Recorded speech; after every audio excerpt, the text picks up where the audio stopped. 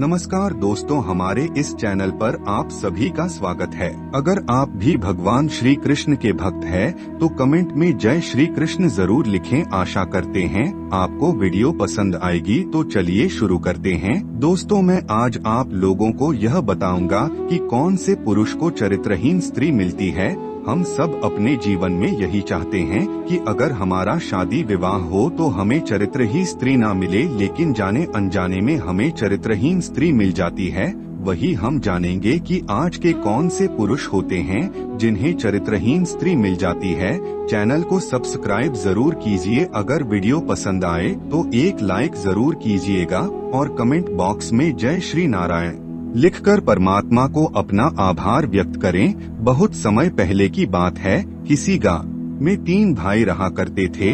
तीनों भाई अभी छोटे थे और उनके माता पिता उनके जीवन पालन पोषण सब चला रहे थे। जैसे जैसे तीनों भाई बड़े होने लगे, माता पिता को उन्होंने काम करने से मना करने लगे। ऐसे में माता पिता को आराम की जरूरत थी। माता पिता उनको बात सुनकर चुप हो जाते, फिर भी वह काम करने लगते। ऐसे में तीनों भाइयों ने यह मशवरा किया कि हमारे माता पिता हमारे लिए इतने सारे धन कमा रहे हैं, लेकिन गांव में लोग हमारे बारे में कुछ न कुछ गलत विचार कर रहे हैं, क्योंकि हम लोग बड़े हो चुके हैं। बड़े होने के बावजूद भी हमारे माता पिता बूढ़े हो चुके हैं और फिर भी काम कर रहे हैं। यह अच्छा नहीं लगता है। ऐसे में उन्होंने यह मशवरा करने के बाद अपने माता पिता को बहुत ज्यादा समझाए, ना मानने पर वह लोग झगड़ने लगे और कहने लगे कि आप लोगों को कम करने की आवश्यकता नहीं है, क्योंकि काम हम लोग ही कर लेंगे। ऐसे में आप लोगों को आप घर पर ही बैठकर खाना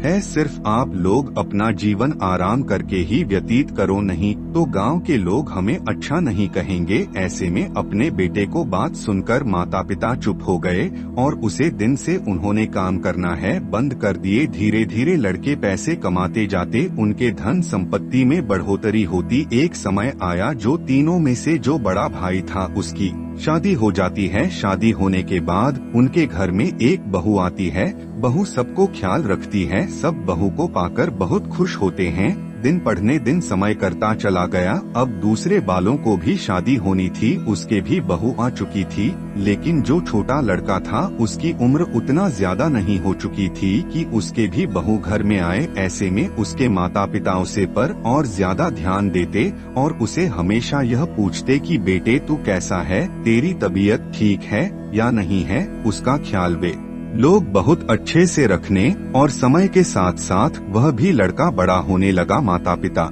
उसके भी जल्द ही विवाह कर दिए, जिससे उसके भी पत्नी आगे। तीनों बहू को पाकर उनके माता पिता बहुत खुश थे। ऐसे में उनके माता पिता को एक दिन मृत्यु हो जाती है। जब माता पिता की मृत्यु हो जाती है तो वह छोटा लड़का बहुत ज्यादा रोता है, क्योंकि दोनों लड़के बड़े हो चुके थे, उम्र में भी ज्यादा थे। वे लोग काम से रहे थे। उन्हें भी लग रहा था कि हमारे जीवन से हमारे माता पिता का साया खत्म हो गया, लेकिन वे लोग अपने आप को दिलासा भी दिला रहे थे और कह रहे थे कि एक न एक दिन इस संसार में जो भी आया है सबको इस संसार को छोड़कर जाना होगा। ऐसे में छोटा लड़का बहुत रोता। माता पिता को अंतिम संस्कार करने के बाद तीनों भाइयों वर्षों तक एक साथ ही अपना जीवन व्यतीत करने लगे।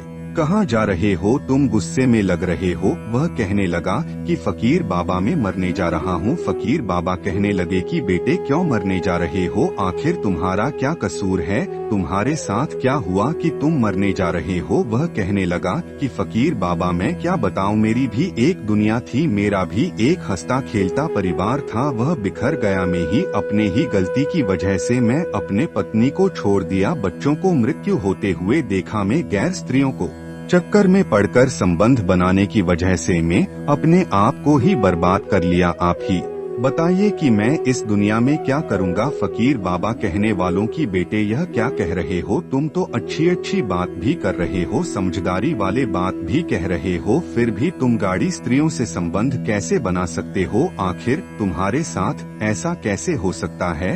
वह कहने लगा कि है फकीर बाबा मैं तो यही जानना चाहता हूँ कि आखिर हमारे साथ यह कैसे हो गया, क्योंकि हमारे माता पिता तीनों भाइयों को बराबर बराबर हिस्सेदारी दिए थे। 2 भाई मेरे से अमीर होते चले गए और मैं गरीब हो गया। आखिर में क्या करूं और क्या ना करूं। उस स्त्री ने मेरी जिंदगी ही बर्बाद कर दिया। तभी फकीर बाबा कहने वालों की बेटे तुम्हें पता है कि तुम्हारी गलती की वजह से आज तुम्हारी पत्नी तुम्हारे जीवन से चली गई है। वह कहने लगा कि है फकीर बाबा, मैं अपने आप को बहुत ज्यादा खोजता हूँ और मैं हमेशा करता हूँ कि मेरी ही गलती की वजह से मेरे घर परिवार सब बिखर गया। आप ही बताइए मैं क्या करूँ। इसलिए मैं मरने जा रहा हूँ और मैं ना जिंदा रहूँगा और नहीं मेरे को किसी भी प्रकार की चिंता होगी, क्योंकि मेरी पत्नी कब की घर से जा चुकी है और वह करने चली गई है और वह मर चुकी होगी। अब मैं क्या करूँ। मेरे इस दुनिया में कोई भी नहीं है और मैं इस दुनिया में रहना भी नहीं चाहता हूँ। फकीर बाबा ने उसे बहुत समझाया और कहने वालों की एक पत्नी वापस आई है और वह अपने बच्चों को साथ आई है। मैंने उसे एक कुटिया में रखा है और चलकर देख सकते हो तुम्हारा पत्नी है या नहीं है। वह खुश हो गया और कहने लगा कि फकीर बाबा वही मेरी पत्नी होगी। और वे कुटिया के पास जब लेकर गए तो देखा कि कुटिया के दरवाजा बंद है और जब दरवाजे को खुलवाया गया तो उसमें एक पुरुष उस स्त्री के साथ संबंध बना रहा था, जबकि और वह पति भी चौंक गया और कहने लगा कि हे फकीर बाबा, यह तो हमेशा मेरे को दोष देती थी कि तुम गैर स्त्रियों से संबंध बना रहे हो। आज यह भी चरित्रहीन स्त्री है और यह भी गैर मर्दों से संबंध बना रही है। आप ही बताइए, इस ऐसा नहीं करना चाहिए। लेकिन वह स्त्री कहने लगी कि नहीं, आप लोग जो और एक और भी पुरुष गया और उसके भी साथ वह संबंध बनाने लगी। जब वह संबंध बनाकर बाहर आए तो फकीर बाबा उसके तरफ देखने लगे और कहने लगे कि तुम ऐसा कैसे कर सकती है, तुम्हें ऐसा नहीं करना चाहिए। वह कहने वालों की है फकीर बाबा, मेरी भी मजबूरी है। तभी उसका पति कहने लगा कि तेरी मजबूरी क्या हो सकती है, तू तो हमेशा मेरे को कहती थी सबसे ज्यादा चरित्रहीन स्त्री तू ही है और तेरी वजह से मैं तो आज करने जा रहा हूँ वह मरने जा रहा था। तभी फकीर बाबा कहने वालों की बेटे करने जाने से पहले तुम मेरा कुछ बात सुन लो, उसके बाद तुम्हें मरना है तो मर सकते हो, अगर तुम्हें जीना है तो तुम जी सकते हो। फकीर बाबा कहने की बेटे, पहले यह जनो कि तुम्हारी पत्नी गैर मर्दों से संबंध क्यों बनाई, आखिर इसके संबंध बनाने का पीछे क्या रहस्य हो सकता है। और उसे स्त्री से पूछा गया तो वह कहने लगी कि है फकीर बाबा, मैं क्या करूं, मेरा पति ही घर मर्दों से संबंध बनाते थे और मेरी भी शरीर की जरूरत होती थी, मेरे शरीर की जरूरत होती थी, मेरी शरीर की जरूरत पूरी नहीं होती तो मेरे को भी मजबूरन इतने दिनों बाद गैर मर्दों से संबंध बनाना पड़ा। हमारे बच्चे को खाने पीने की सामग्री नहीं थी, सामग्री न होने के कारण मेरे बच्चे और ज्यादा बीमार हो जाते। इस जंगल में कौन सहारा बनता, आप तो अकेले सहारा बन चुके हैं, लेकिन आपके पास भी उतनी सामग्री नहीं है जिससे हमारे बच्चे और हमें भी पेट भर सके। इसलिए मैंने उन दोनों व्यक्तियों को देखा और मैं की बुलाई, वे लोग गलत नहीं थे। मैंने उनसे कहा कि मेरे साथ आप लोग शारीरिक संबंध बना लो, लेकिन मेरे को कुछ पैसे को जरूरत है, आप लोग मेरे को कुछ सामग्री दे दो जिससे हमारा पेट भर सकता है, जिससे हमारा जीवन आगे चल सकता है। इसलिए मैंने उनसे अपने शारीरिक पूर्ति किया, जिससे वे लोग मेरे को कुछ सामग्री दिए और उसे सामग्री की वजह से आज हम लोग इस जंगल में अपना पेट भर पाए हैं। अगर हमारा पति यह सब नहीं किया होते तो मैं कभी भी ऐसा करता नहीं करती। तभी फकीर बाबा कहने वालों की बेटे, तुम यही सोते हो कि आखिर हमारी पत्नी घर मर्दों से संबंध क्यों बनाई और किस लिए बनाई, तो सुन लो, तुम्हारे लिए या जो भी व्यक्ति यह चाहते हैं कि हमारी पत्नी किसी भी गैर मर्दों से संबंध न बनाए, किसी भी गैर मर्दों से उसका कोई भी रिश्ता ना हो जिससे हमें आगे चलकर दिक्कत परेशानी हो सकती है, तो आपको कुछ बातों को ध्यान रखना होगा। और वह कहने वालों की सबसे पहले पुरुष को गैर स्त्रियों से संबंध नहीं बनना चाहिए। जो भी मर्द गैर स्त्रियों से संबंध बनाते हैं उनकी पत्नी चिढ़ाने लगती है और चढ़ने की वजह से वह सोचती है कि मैं भी अब गए मर्दों से संबंध बनाऊंगा, क्योंकि हमारे पति तो गैर स्त्रियों से संबंध बना रहे हैं, इसी तरह मैं भी गैर मर्दों से संबंध बनाऊंगी ताकि हमारे पति को दुख परेशानी होगी तब वह छोड़ सकते हैं। इसलिए गैर स्त्रियों से संबंध बनाने वाला पति हमेशा अपने पत्नी को और कितनी भी बांध के रखें, कुछ भी कहे उसकी पत्नी भी उसके हाथ से चली जाती है। दूसरा, नशीले पदार्थ का सेवन करने वाला पति। जो भी व्यक्ति नशीले पदार्थ का सेवन करता है, अरे हमें से नशे में वह डूबा रहता है, उसकी पत्नी भी बिगड़ जाती है।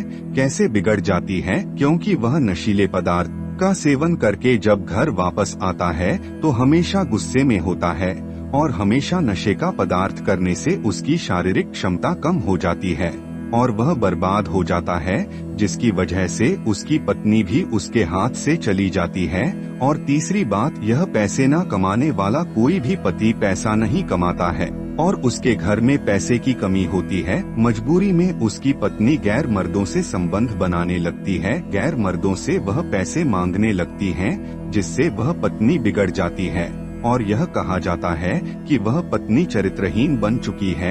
लेकिन पत्नी को चरित्रहीन बनाने में सबसे कमी पति का ही होता है। इसलिए पत्नी को दोष देने से पहले पति को सोचना चाहिए कि मुझे पैसे कमाना चाहिए, क्योंकि शादी विवाह के बाद पैसे की अति आवश्यकता होती है। पैसे के बिना जीवन चल नहीं सकता है।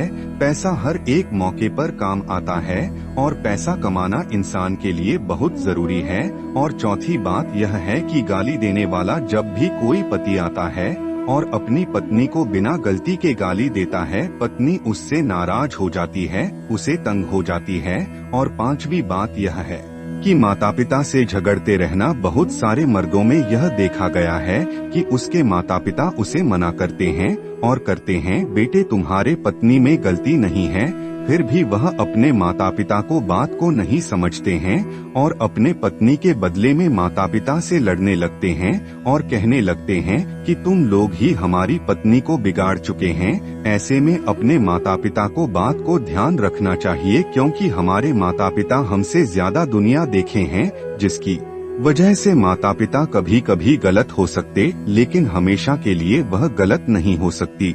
इन बातों को ध्यान जो भी पुरुष रखेगा, उसे उसके जीवन में चरित्रहीन स्त्री कभी भी नहीं मिलेगी। चैनल को सब्सक्राइब जरूर कीजिए। अगर वीडियो पसंद आए तो एक लाइक जरूर कीजिएगा। धन्यवाद।